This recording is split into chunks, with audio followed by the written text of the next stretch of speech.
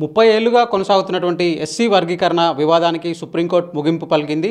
SC వర్గీకరణ చేసుకునేటువంటి అవకాశాన్ని ఆయా రాష్ట్రాలకు కల్పించింది. సో తాజాగా ఇచ్చినటువంటి సుప్రీంకోర్టు జడ్జిమెంట్లో ఉన్నటువంటి ప్రధానమైనటువంటి పాయింట్స్ ఏంటి, దీని ద్వారా ఎస్సీ వర్గీకరణలో ఎలాంటి మార్పులు రాబోతున్నాయి తెలుసుకుందాం. మనతో మాట్లాడనుకున్నారు హైకోర్టు అడ్వకేట్ బాలకృష్ణ గారు. ఒకసారి మాట్లాడదాం. బాలకృష్ణ, మీరు ఈ ఎస్సీ వర్గీకరణకు సంబంధించి సుప్రీంకోర్టు ఇచ్చినటువంటి జడ్జిమెంట్ని చూసే ఉంటారు. సో యాక్చువల్గా జడ్జిమెంట్లో ఉన్నటువంటి కీ పాయింట్స్ ఏంటి, ఎలాంటి మార్పులు రాబోతున్నాయి? రైట్. ముందుగా అసలు ఈ అంశానికి సంబంధించినటువంటి బ్యాక్గ్రౌండ్ చూద్దాం. ఎస్సీ వర్గీకరణ నిమిత్తం అంతకుముందు వచ్చిన చట్టాన్ని supreme court EV Chennaiah versus state of Andhra Pradesh 2005 ఈ పర్టికులర్ జడ్జిమెంట్లో ఎస్సీ వర్గీకరణ చట్టాన్ని రద్దు చేసింది. రద్దు చేస్తూనే సుప్రీంకోర్టు 2005లో ఏం చెప్పింది అంటే, ఎస్సీల్ని sub classification, micro mini classification చేయడానికి లేదు, వాళ్ళందరినీ ఒక హోమోజీనియస్ గ్రూప్గా కన్సిడర్ చేయాలి అని చెప్పింది. అయితే 2006లో అంటే ఆ నెక్స్ట్ ఇయర్లోనే పంజాబ్లో ఒక చట్టం వచ్చింది. Section 4 subsection 5 of Punjab scheduled cost and backward classes act reservation in services 2006. ఈ చట్టం ద్వారా ఏం చేశారంటే, ఎస్సీలకి కేటాయించినటువంటి రిజర్వేషన్లో బాల్మీకీస్ అలాగే మజాబీ సిక్స్ అంటే కొంతమంది ఎస్సీలకి, కొన్ని ఎస్సీ కులాలకి సపరేట్గా వాళ్ళకంటూ ఒక కోటాని ఇచ్చారు. అంటే ఎస్సీ వర్గీకరణ అనేది చేసేశారు. దీన్నే ఎప్పుడైతే హైకోర్టులో ఛాలెంజ్ చేశారో 2010లో పంజాబ్ హైకోర్టు ఈ చట్టాన్ని రద్దు చేసింది. దీని మీద అపీల్కి వెళ్ళినప్పుడు 2020లో Davinder Singh versus state of Punjab already 5 member bench EV Chinnaiah judgment SC వర్గీకరణ చేయొద్దు అని చెప్పింది. 2020లో కూడా కోఆర్డినేట్ బెంచ్ అంటే 5 మెంబర్ బెంచ్ కన్స్టిట్యూట్ చేయడం జరిగింది. ఒక బెంచ్ ఇచ్చినటువంటి జడ్జిమెంట్ని ఆల్టర్ చేసేటువంటి అధికారం దానికన్నా బిగ్గర్ బెంచ్కి మాత్రమే ఉంటుంది. అందుకే 7 మెంబర్ బెంచ్ కన్స్టిట్యూట్ చేయాలి, దీన్ని ఒకసారి పునర్సమీక్షించాలని రెఫరెన్స్ ఇవ్వడంతో ఇప్పుడు ఒక 7 మెంబర్ బెంచ్ని కన్స్టిట్యూట్ చేసి ఈ రోజున ఆ జడ్జిమెంట్ ఇవ్వటం జరిగింది. ఈరోజు సుప్రీంకోర్టు తన జడ్జిమెంట్ ద్వారా ఏం చెప్తుందంటే, ఎస్సీ కేటగిరీలో ఉన్న వాళ్ళని సబ్ కేటగరైజ్ చేయొచ్చు. అంటే ఒక 5-10 కులాల్ని ఎస్సీ కేటగిరీలో పెడితే అందులో మరీ వెనుకబడినటువంటి కులాల్ని ఫర్దర్గా క్లాసిఫై చేసి వాళ్ళకంటూ ఒక ప్రత్యేకమైన కోటాని కల్పించవచ్చు. దాని ద్వారా విద్యా ఉద్యోగ అవకాశాల్లో వాళ్ళకి సపరేట్ రిజర్వేషన్ కోటా ఇవ్వచ్చు అని చెప్పి సుప్రీంకోర్టు కేటగారికల్గా క్లారిఫై చేసింది.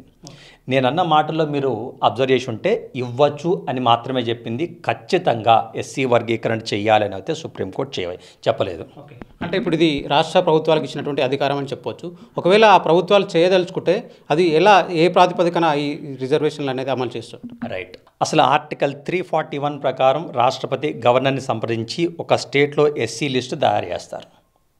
341 క్లాస్ 2 ప్రకారం పార్లమెంటరీ లా ద్వారా ఈ లిస్ట్ని సవరించవచ్చు. అంటే కొత్త కులాన్ని ఎస్సీల కేటగిరీలోకి యాడ్ చేయొచ్చు, ఉన్న కులాన్ని ఎస్సీ కేటగిరీ నుంచి తీసేయచ్చు.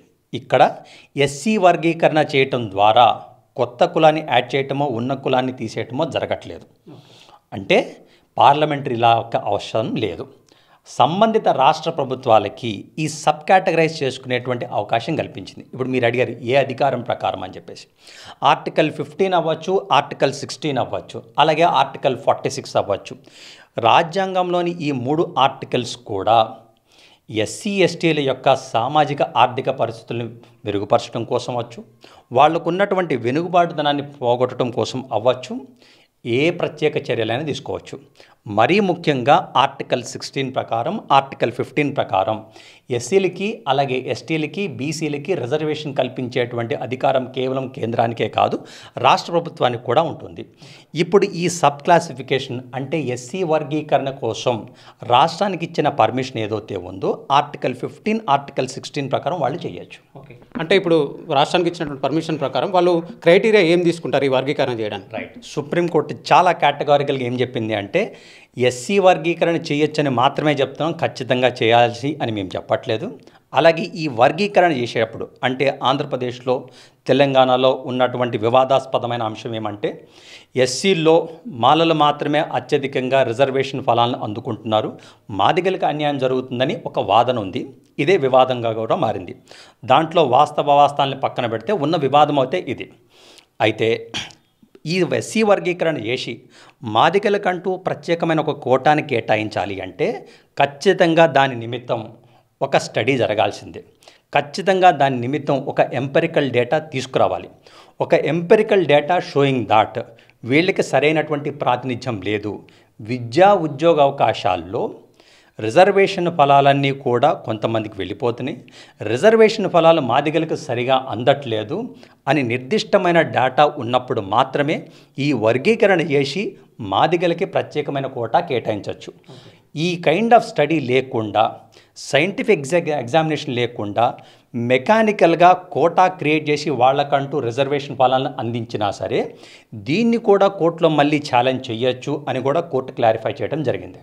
ఇప్పుడు ఉన్నటువంటి బీసీ రిజర్వేషన్లు అమలు చేసేటప్పుడు క్రిమీ లేయర్ అనేది చాలా ఇంపార్టెంట్ రోల్ పోషిస్తుంది. ఇప్పుడు వచ్చినటువంటి ఈ జడ్జిమెంట్లో కూడా ఎస్సీ వర్గీకరణలో కూడా క్రిమీ లేయర్ అంశాన్ని ఏమైనా పొందుపరిచారు? Right. Indra Sawhney versus union of India 1993లో బీసీల రిజర్వేషన్ నిమిత్తం అదొక ల్యాండ్మార్క్ జడ్జిమెంట్. ఆ జడ్జిమెంట్లో క్రీమీ లేయర్ అనే కాన్సెప్ట్ని కేవలం ఓబీసీలకు మాత్రమే పరిమితం చేసింది సుప్రీంకోర్టు. అయితే Jarnail Singh versus union of India 2018లో క్రీమీ లేయర్ అనేటువంటి కాన్సెప్ట్ కేవలం ఓబీసీలకు మాత్రమే కాదు, ఎస్సీ ఎస్టీలకు కూడా వర్తిస్తుందని చెప్పి కోర్టు క్లారిఫై చేసింది. దాన్నే ఇంకొకసారి రీఇటరేట్ చేయటం జరిగింది ఈ రోజున. అంటే ఎస్సీ ఎస్టీలకి కేటాయించినటువంటి రిజర్వేషన్ ఫలాలు కరెక్ట్ డ్యూలీ ఎలిజిబుల్ క్యాండిడేట్స్కి అందాలి అంటే ఖచ్చితంగా క్రీమీ లేయర్ కాన్సెప్ట్ ఈ కులాల్లో కూడా అంటే ఎస్సీ ఎస్టీల్లో కూడా అప్లై చేయాలి. వెనుకబడినటువంటి వర్గాలకు మాత్రమే రిజర్వేషన్ ఫలాలు అందాలి. అప్పుడే ఆ ఇంటెండ్ ఆబ్జెక్టివ్ అనేది మనం అచీవ్ చేసినట్టు అవుతుందని కోర్టు క్లారిఫై చేయడం జరిగింది. అంటే ఇప్పుడు మాట్లాడుకున్నటువంటి క్రిమీ లేయర్ కానీ మిగతా అంశాలు కానీ ఇవన్నీ కూడా రాష్ట్ర ప్రభుత్వం విచక్షణాధికారం పైన ఆధారపడి ఉంటాయి. కేంద్ర ప్రభుత్వం పాత్ర ఏంటి దీనికి సంబంధించి? క్రీమీ లేయర్ నిమిత్తం ఆల్రెడీ క్లియర్ కట్ గైడ్లైన్స్ కేంద్ర ప్రభుత్వాలు, రాష్ట్ర ప్రభుత్వాలు ఫ్రేమ్ చేసేసి ఉన్నాయి. అంటే వార్షిక ఆదాయం 8 లక్షల లోబడి, అలాగే వ్యవసాయ భూమి 5 ఎకరాల లోబడి, అలాగే all India services, group 1 class of services వాళ్ళ పిల్లలకి, అలా కొన్ని ఎగ్జంప్టెడ్ కేటగిరీస్ ఉన్నాయి. వాళ్ళందరూ కూడా క్రీమీ లేయర్ కింద వస్తారు. ఈ క్రీమీ లేయర్ అనే కాన్సెప్ట్ ఇప్పుడు కేవలం ఓబీసీకే మాత్రమే కాదు, ఎస్సీ ఎస్టీలకు కూడా వర్తింప చేయటం అనేది కరెక్ట్ పద్ధతి అని సుప్రీంకోర్టు క్లారిఫై చేసింది. ఇప్పుడు కావాలంటే సెంట్రల్ గవర్నమెంట్ కానీ స్టేట్ గవర్నమెంట్ కానీ ఈ క్రీమీ లేయర్ క్రైటీరియాని రివైజ్ చేసుకోవచ్చు. ఎస్సీ వర్గీకరణకు ఓకే చెప్పినటువంటి నేపథ్యంలో ఉద్యోగాల్లో ఎలా ఇవి అమలు కాబోతున్నాయి? ఇప్పటికే తెలంగాణ ప్రభుత్వం చాలా ఉద్యోగాల నోటిఫికేషన్లు కూడా రిలీజ్ చేసింది. సో వాటిలో కూడా ఈ ఎస్సీ వర్గీకరణ అమలు చేసేటువంటి అవకాశం ఉంటుందంటారు? రైట్. ప్రస్తుతం జరుగుతున్నటువంటి రిక్రూట్మెంట్ ప్రాసెస్లో ఈ సబ్ క్లాసిఫికేషన్ లేదా ఎస్సీ వర్గీకరణ ద్వారా ప్రత్యేక కోటా మాదిగలకో లేకపోతే వేరే కులాలకో కల్పించాలి అంటే ఉన్న నోటిఫికేషన్లన్నీ కూడా హోల్డ్లో పెట్టాల్సినటువంటి పరిస్థితి ఏర్పడుతుంది. ఎందుకంటే సుప్రీంకోర్టు ఈరోజు ఆల్రెడీ క్లారిఫై చేసింది. ఈ వర్గీకరణ చేసి ప్రత్యేకమైన కోటా ఇచ్చేటప్పుడు ఖచ్చితంగా దీని నిమిత్తం ఒక స్టడీ, ఒక ఎక్సర్సైజ్ జరగాలి. అంటే రాష్ట్ర ప్రభుత్వం ఒక కమిటీని ఏర్పాటు చేసి మాలల పరిస్థితి ఏంటి, మాదిగల పరిస్థితి ఏంటి, వాళ్ళలో ఎంతమందికి ఉద్యోగ అవకాశాల్లో ప్రాతినిధ్యం ఉంది, ఎంతమందికి సరైనటువంటి ప్రాతినిధ్యం లేదు, దీని నిమిత్తం ఒక ప్రాపర్ ఎక్సర్సైజ్ జరగకుండా వర్గీకరణ చేసి మాదిగలకంటూ ప్రత్యేక కోటా స్ట్రైట్ అవే ఇచ్చినా సరే ఆ చట్టాన్ని ఛాలెంజ్ చేసే అవకాశం ఉంది. ఆ చట్టాన్ని కోర్టులు రద్దు చేసేటువంటి అవకాశం కూడా ఉంది. అంటే రాష్ట్ర ప్రభుత్వం ఇంతకుముందుగా చూసుకున్నట్లు ఆర్డినెన్స్ ద్వారా కూడా దీన్ని కల్పించేటువంటి అవకాశం ఉందని చెప్తుంది. అది సాధ్యమేనా? Right. Indra Sawhney versus union of India 1993లో కోర్టు ఏం క్లారిఫై చేసిందంటే చట్టం ద్వారా అవ్వచ్చు, ఆర్డినెన్స్ ద్వారా అవ్వచ్చు, జీవో ద్వారా అవ్వచ్చు, వేటి ద్వారా అయినా సరే రిజర్వేషన్ ఇవ్వచ్చు. సో ఆర్డినెన్స్ అనేది ఇట్ ఈస్ ఈక్వాలెంట్ టు ఏ లా. ఒక చట్టానికి ఎంత విలువ అయితే ఉంటుందో అంతే విలువ ఆర్డినెన్స్ కూడా ఉంటుంది. టెక్నికల్గా అయితే ఆర్డినెన్స్ ద్వారా రిజర్వేషన్ కల్పించవచ్చు.